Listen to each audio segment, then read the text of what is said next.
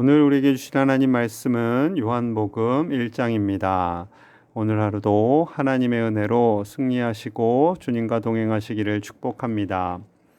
어제까지 이사야서의 말씀을 통해서 은혜를 나누었습니다. 오늘부터는 요한복음을 나누고자 합니다. 선지서만 계속 묵상하면 많이들 힘들어 하실 것 같아요. 그런데 선지서의 궁극적인 목적은 예수 그리스도입니다. 그러하기에 선지서의 말씀과 신약의 말씀을 오고 가면서 묵상하게 되면 하나님이 원하시는 그 뜻을 분별하고 크신 은혜를 나눌 수 있으리라 믿습니다. 앞으로 21일간 요한복음으로 인해서 하나님께서 주시는 풍성한 은혜가 가득하기를 소망합니다. 요한복음은 마태, 마가, 누가복음과 조금 다릅니다. 마태, 마가, 누가복음을 공관복음이라고 하지요. 성령님의 인도하심을 따라 같은 관점에서 예수님의 사역을 중심으로 기록한 것입니다. 그래서 이 세 개의 복음서는 예수님의 사건을 중심으로 증언을 합니다. 그런데 요한복음은 조금 달라요. 요한복음은 신학적인 관점이 포함되어 있고요. 예수님의 오심, 사역, 죽으심, 부활에 대해서 좀 더 구체적으로 기록하고 있습니다. 또한 요한복음은 대화를 중심으로 예수님의 대화를 중심으로 증언을 하고 있습니다. 요한복음의 시작은 예수님이 누구이신지를 우리에게 밝혀주고 있는데요. 1절에서 5절입니다. 태초에 말씀이 계시니라. 이 말씀이 하나님과 함께 계셨으니 이 말씀은 곧 하나님이시니라. 그가 태초에 하나님과 함께 계셨고 만물이 그로 말미암아 지은 바 되었으니 지은 것이 하나도 그가 없이는 된 것이 없느니라. 그 안에 생명이 있었으니 이 생명은 사람들의 빛이라. 빛이 어둠에 빛이 돼 어둠이 깨닫지 못하더라. 아멘. 태초에 말씀이 계셨다 하십니다. 이 말씀은 예수님이세요. 예수님은 성부 하나님과 함께 하셨고 또한 천지 창조도 함께 이루셨습니다. 본문 1절의 말씀은 창세기 1장 1절과 매우 유사하지요. 태초에 하나님이 천지를 창조하시니라. 태초에 말씀이 계시니라. 이 두 절의 말씀을 대비함으로 인해 하나님과 성자 하나님이신 예수님을 삼위일체 하나님으로 표현하고 있는 것입니다. 특별히 예수님을 말씀으로 표현하고 있는 이유는 하나님께서 말씀 그 자체가 되시며 그 말씀을 우리에게 들려주시기 위해 예수님을 이 땅에 보내셨음을 우리에게 알게 해주고 계십니다. 말씀이신 예수님께서는 하나님과 함께 천지 만물을 지으셨습니다. 그리고 그 말씀 안에는 생명이 있지요. 그 생명은 바로 빛이신 예수 그리스도입니다. 빛이신 예수님께서 이 땅에 오셨지만 안타깝게도 어둠 속에 사는 사람들, 어둠과도 같은 사람들은 하나님의 아들이심을 깨닫지 못하였습니다. 예수 그리스도 그 놀라운 생명의 빛이 우리에게 들어오게 되면 우리의 죄가 보이게 됩니다. 우리의 죄가 보이면 우리가 얼마나 추악한 죄인인지 용서받을 수 없는 인간인지를 깨닫게 되지요. 그리고 예수님께 나아오게 되는데 많은 사람들이 그 죄를 깨닫기를 싫어합니다. 그래서 11절에서 13절 사이에 이렇게 말씀합니다. 자기 땅에 오매 자기 백성이 영접하지 아니하였으나 영접하는 자 곧 그 이름을 믿는 자들에게는 하나님의 자녀가 되는 권세를 주셨으니 이는 혈통으로나 육정으로나 사람의 뜻으로 나지 아니하고 오직 하나님께로부터 난 자들이니라. 아멘. 하나님께서 지으신 하나님의 땅에 오매 하나님의 백성이 영접하지 않았습니다. 그럼에도 불구하고 영접하는 사람들이 있어요. 그 이름을 믿는 자들, 예수 그리스도를 믿는 그 사람들에게 하나님의 자녀가 되는 권세를 주셨다라고 말씀합니다. 이것은 단지 인간적인 혈통이나 육정으로 사람의 뜻으로 되지 않습니다. 하나님께서 이루어 가시는 놀라운 은혜이지요. 이것은 예수님께서 꾸시는 꿈이라고 생각하시면 됩니다. 온 세상 사람들이 예수님을 영접하지 않지만 그럼에도 불구하고 하나님이 택하신 사람들, 그들이 예수 그리스도를 믿고 점점점 더 많은 사람들이 예수님을 믿고 하나님의 자녀가 되는 것, 그것이 예수님의 꿈입니다. 이 놀라운 예수님의 꿈을 누가 이루겠습니까? 성령님을 통해서, 우리를 통해서 이루어 가시는 거죠. 많은 사람들이 예수님에 대해서 관심이 없습니다. 예수님에 대해서 알지도 못합니다. 누군가가 전하지 않으면, 예수님을 알고 있는 그 사람이 전하지 않으면 결코 예수님에 대해서 들을 수 없는 거죠. 예수님을 모르는 사람들은 기독교 TV를 보거나 목사님의 설교를 듣지 않습니다. 참 거의 어려운 일이지요. 누군가가 전해야 됩니다. 요즘 전도하기 힘든 시대이지요. 힘들지만 어떻게 하겠습니까? 예수님 시대도 바울 시대도 동일합니다. 어려움에도 불구하고 사도들은 복음을 힘을 다해 전했습니다. 고린도전서 1장 21절입니다. 하나님의 지혜에 있어서는 이 세상이 자기 지혜로 하나님을 알지 못하므로 하나님께서 전도에 미련한 것으로 믿는 자들을 구원하시기를 기뻐하셨도다. 아멘. 이 세상이 하나님을 알지 못합니다. 자기 지혜로 하나님을 알지 못해요. 그렇기 때문에 하나님을 아는, 복음을 아는 하나님의 사람들, 그들의 전도를 통해서, 그 전도는 미련해 보이지만 그 전도를 통해서 믿는 자들을 구원하시기를 하나님께서 기뻐하셨다 말씀합니다. 그렇습니다. 요즘 전도하기 어려운 시대입니다. 전도의 문이 막혀가고 있습니다.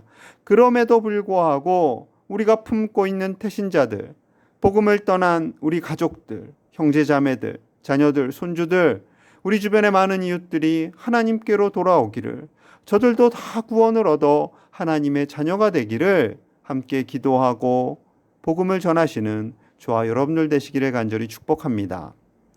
예수님께서는 예수님의 길을 예비하는 자로 세례 요한을 예비하셨지요. 예수님보다 6개월 먼저 태어납니다.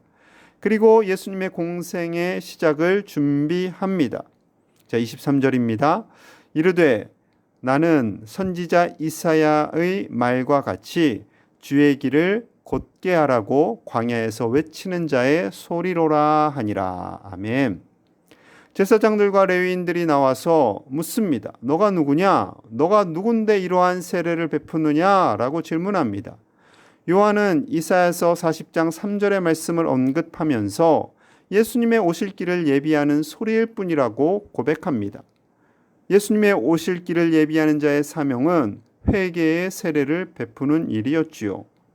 하나님께서는 우리를 죄에서 자유케 하기 위해 예수님을 이 땅에 보내셔야만 했습니다. 예수님께서 죄에서 우리를 구원하시기 위해 스스로 대속의 제물이 되셔야만 했지요. 그 은혜의 사역을 감당하기 전에 세례 요한을 보내셔서 사람들의 죄를 깨닫는 준비를 이루십니다. 요한은 이 사실을 분명히 알았고 그러하기에 26절과 27절에서 이렇게 말씀합니다. 요한이 대답하되 나는 물로 세례를 베풀거니와 너희 가운데 너희가 알지 못하는 한 사람이 섰으니 곧 내 뒤에 오시는 그이라. 나는 그의 신발끈을 풀기도 감당하지 못하겠노라 하더라. 아멘. 너희가 알지 못하는 한 사람이 계시는데 그분, 그 은혜가 충만한 그분의 신발끈을 나는 풀기에도 감당하지 못한다라는 거예요. 나는, 세례 요한은 예수님의 오실 길을 예비하고 조용히 사라지는 그런 종에 불과하다는 겁니다. 예수님의 그 사역을 위해서 요한은 자신의 목숨을 내어놓기까지 조금도 주저하지 않는 그런 종으로 살아갑니다. 천사의 예고로 나시린으로 태어나서 평생을 헌신한 세례 요한은 겸손했습니다. 하나님께서 쓰시는 사람들의 모습이 바로 이러해야 할 줄로 믿습니다. 목회자이든 항존직이든 어떤 교회의 중추적인 일을 감당한다 할지라도 우리는 예수님의 신발끈을 풀기도 감당할 수 없는 죄인입니다. 그 죄인이 주님의 은혜로 의인이 되었을 뿐입니다. 우리는 겸손해야 하지요. 모든 사역을 감당할 때마다 우리는 겸손해야 합니다. 그런데 어떤 목사님께서 하나님 나한테 까불면 죽어라고 했다고 합니다. 이는 신학을 배운 목사로서는 도저히 입에 담을 수 없는 말이지요. 이는 사탄이나 할 수 있는 표현입니다.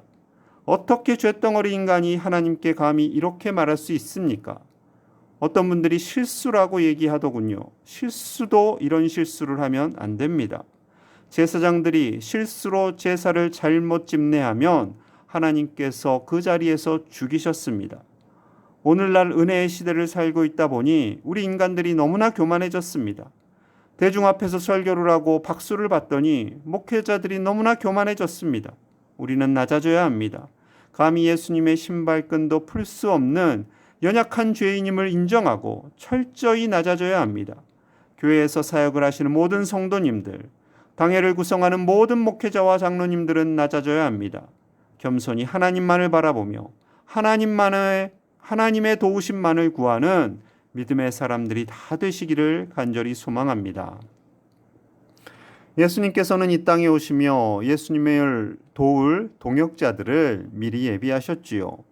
가장 대표적인 사람이 세례 요한입니다. 그리고 오늘 본문에 등장하는 제자들을 예비하셨습니다.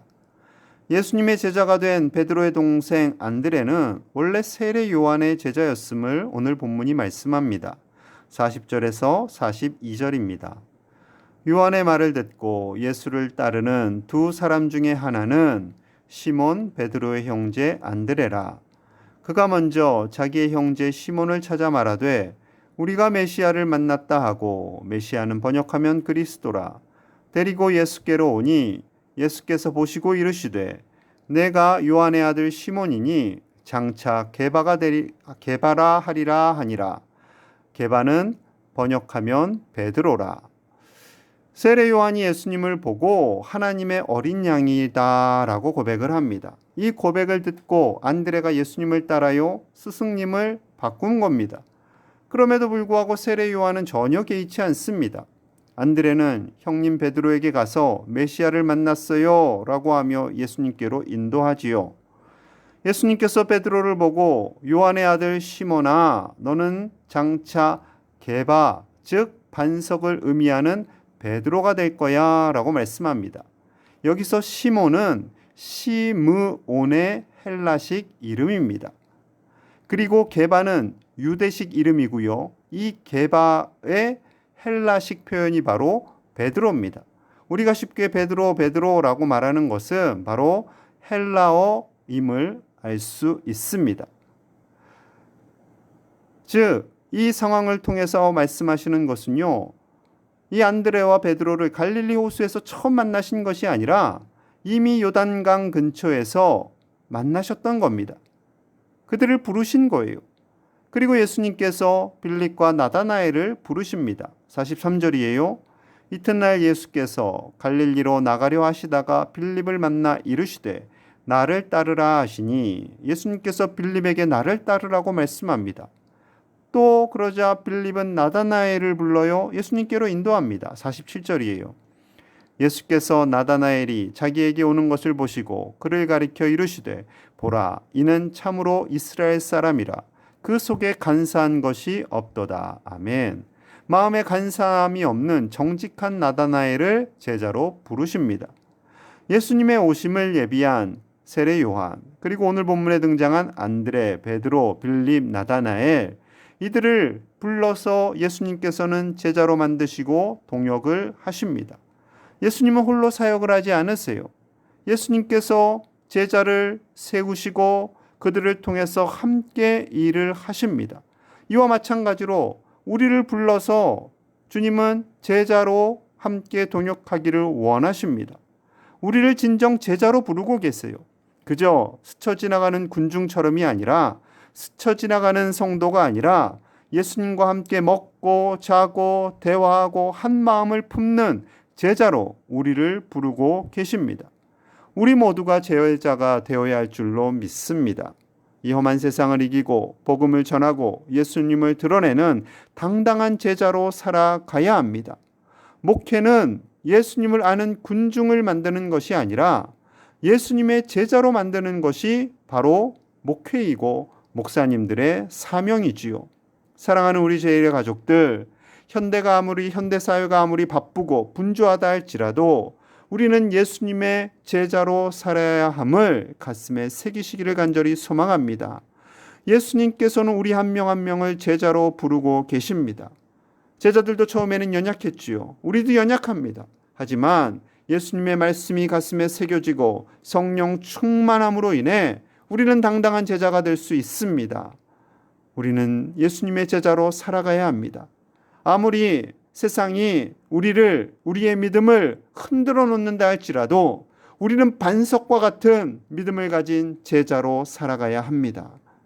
이 험한 세상 속에서 예수님의 제자로 살아가시는 우리 모든 제1의 가족들 다 되시기를 간절히 축복합니다.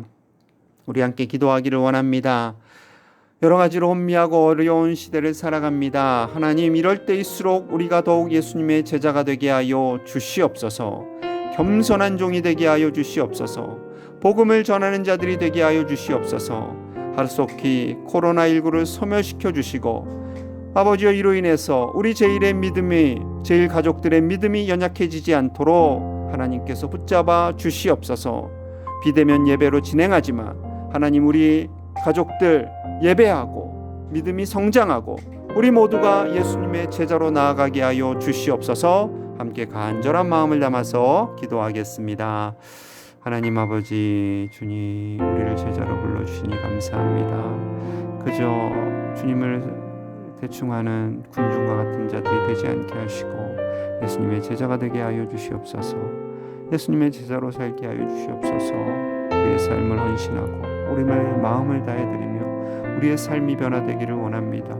겸손한 제자들이 되기 원합니다. 아버지여, 우리의 목에 힘이 들어가지 않게 하시고 겸손하게 하여 주시옵소서. 한국교회 지도자들을 겸손하게 하여 주시옵소서. 한국의 목회자들을 겸손하게 하여 주시옵소서. 모든 주의 백성들이 겸손히 하나님을 섬기게 하시고 그 받은 은혜를 복음의 말씀을 전하는 자들이 되기 원합니다. 나 혼자 복음을 알고 그냥 사는 것이 아니라 그 받은 은혜를 전하며 주변에 복음을 알지 못하는 이들, 예수님을 알지 못하는 이들에게 복음을 전하게 하여 주시옵소서. 하나님, 코로나19로 온 세상이 너무나 어렵습니다. 아버지, 아파하는 자들을 치료하여 주시고 하루속히 코로나19를 소멸시켜 주시옵소서. 치료제와 백신이 개발되게 하여 주시옵소서. 아버지여, 이 다툼과 갈등이 있는 이 나라를 불쌍히 여겨주시고 하나님께서 긍휼을 더하여 주시옵소서. 우리 제1의 가족들이 믿음이 연약해지지 않기를 원합니다. 모든 예배가 비대면으로 진행되는 이 상황 속에서 강건한 믿음을 주시고 온 마음을 다해 예배하며 흔들리지 않도록 반석과 같은 믿음의 사람들이 다 되게 하여 주시옵소서. 주님, 우리와 함께 하여 주시옵소서. 성령의 능력으로 우리를 붙잡아 주시고 사랑하는 종들의 가정 위에 일터 위에 은혜를 더하여 주시옵소서. 주님, 하나님 아버지, 우리를 불러 제자 삼아 주시니 감사합니다. 이 땅을 살아가는 하나님의 제자들, 우리 예수님의 제자들이 다 되게 하여 주시옵소서.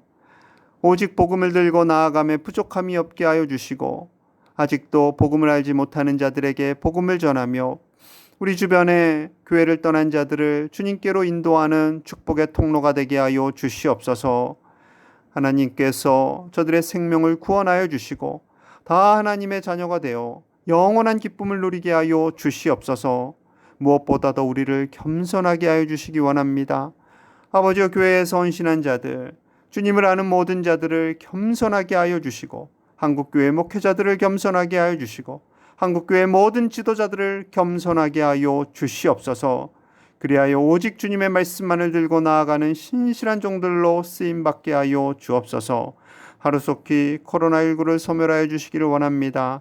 코로나19로 고통받는 많은 사람들이 있습니다. 경제적인 어려움, 육체적인 어려움, 하나님, 그 모든 어려움들을 주님만이 그 어려움에서 해결하여 주시는 은혜의 하나님이신 줄로 믿습니다.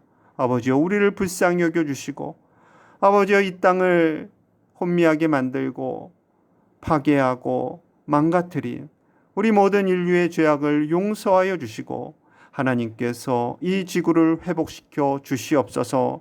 모든 예배가 비대면으로 진행되고 있습니다. 우리 제일의 가족들 믿음 연약해지지 않게 하여 주시고 반석과 같은 믿음으로 오늘 하루도 승리케 하여 주시옵소서.